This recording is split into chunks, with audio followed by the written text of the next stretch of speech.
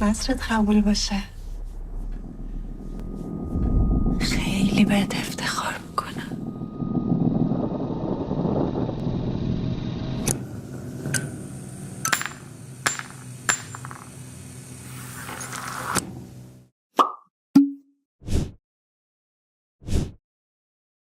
एक ईरानी डायरेक्टर हैं, नाम है Mohammad रसूलुफ।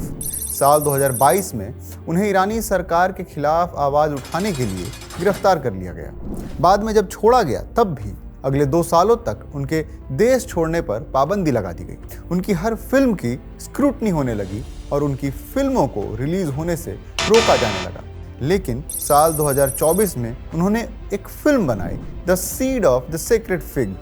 Film 2024 Cannes film festival में सिलेक्ट हो गई। ईरानी सरकार ने उन्हें फिल्म को कांस से वापस लेने के लिए कहा। उन्हें और उनके क्रू को हरास भी किया गया, लेकिन उन्होंने फिल्म वापस नहीं ली। इसकी वजह से ईरानी सरकार ने उन्हें 8 साल कारावास की सजा सुनाई और साथ ही ईरान में उनकी प्रॉपर्टीज भी सीज कर ली। सजा सुनाई जाने के लगभग 1 महीने बाद वो ईरान से भागकर हमेशा के लिए जर्मनी चले गए। अब चूंकि उनकी film the seed of the sacred fig Cannes से होते हुए ऑस्कर्स 2025 में नॉमिनेट हो चुकी है, तो उसके बारे में बात करना बनता है। फिल्म का टाइम जोन ईरान में हुए एक प्रोटेस्ट के वक्त का है।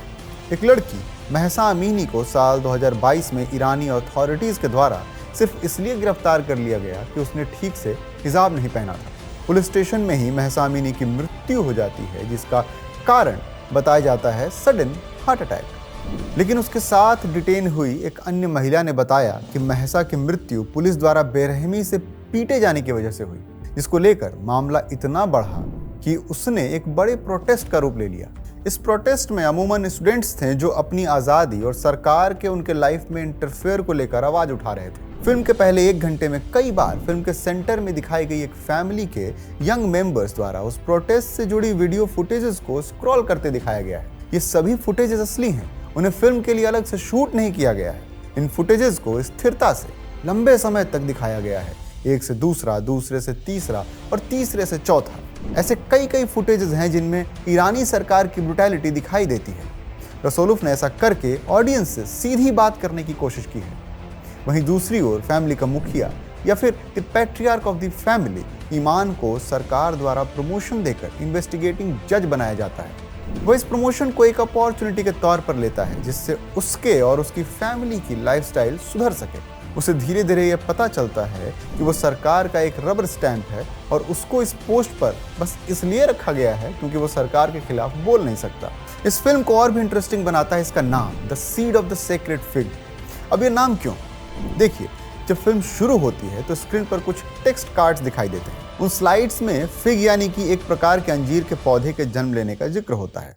तो होता यूं है कि इस फिग ट्री के बीज हवा या चिड़ियों के द्वारा इधर उधर पहुंचा दिए जाते हैं, जहां ये दूसरे पौधों पर उगना शुरू कर देते हैं और धीरे धीरे उन्हें जकड़ कर खत्म कर देते हैं। ये एक मेटाफर है। इसे ईरान के थियोक्रेटिक सरकार को दिखाने के लिए यूज किया गया है। थियोक्रेसी एक ऐसा फॉर्म ऑफ गवर्नमेंट है जहां शासक देवता होता है और नियम धार्मिक होते हैं। लगभग सेकेंड हाफ से थोड़ा पहले फिल्म अपनी असली प्लॉट पर आती है। यहाँ अपने और अपने परिवार के प्रोटेक्शन के लिए ईरानी सरकार द्वारा ईमान को दिया गया गन घर में ही कहीं खो जाता है। ईमान अपने परिवार वालों पर ही शक करना शुरू कर देता है, जिसमें उसकी पत्नी और 2 बेटियां होती हैं। उनकी दोनों ही बेटियां ईरान के मौजूदा हालात पर सरकार को क्रिटिक करती दिखाई देती हैं। फिल्म के एक सीन में ईमान और उसकी बड़ी बेटी के बीच एक बहस भी दिखाया गया है, जहां उसकी बेटी प्रोटेस्टर्स का साथ देती है तो ईमान उन्हें एंटी नेशनल और मौजूदा हालात को दुश्मन देश का साजिश बताता दिखता है। गन को वापस पाने के चक्कर में वो अपनी फैमिली को क्रिमिनल की तरह ट्रीट करना शुरू कर देता है। ये भी एक मेटाफर ही है। यहाँ रसूलुफ ने ईरान के परसेप्शन को छोटी फैमिली के द्वारा दिखाने की कोशिश की है। जैसा बर्ताव ईरान की सरकार वहाँ के आम नागरिकों के साथ करती है, ठीक वैसा ही बर्ताव ईमान अपने परिवार के साथ करता है। ईमान वो सेक्रेड फिग होता है जो अपने परिवार को स्ट्रैंगल करना शुरू कर देता है। यह फिल्म दम पर रखी बिरयानी की तरह है जो मध्यम आंच पर पकती रहती है। इस फिल्म का क्लाइमैक्स भी बहुत ही स्ट्रांग और खूबसूरत है। फिल्म अपने नाम को 3 अलग अलग लेवल पर डिफाइन करती है। ईरानी फिल्में अपने स्ट्रांग सब्जेक्ट और शानदार फिल्म मेकिंग के लिए जानी जाती हैं। अब्बास कियारोस्तामी, माजिद मजीदी, असगर फरहदी, जफर पनाही के साथ रसूलोव ईरानी सिनेमा को एक अलग लेवल पर लेकर जाते हैं।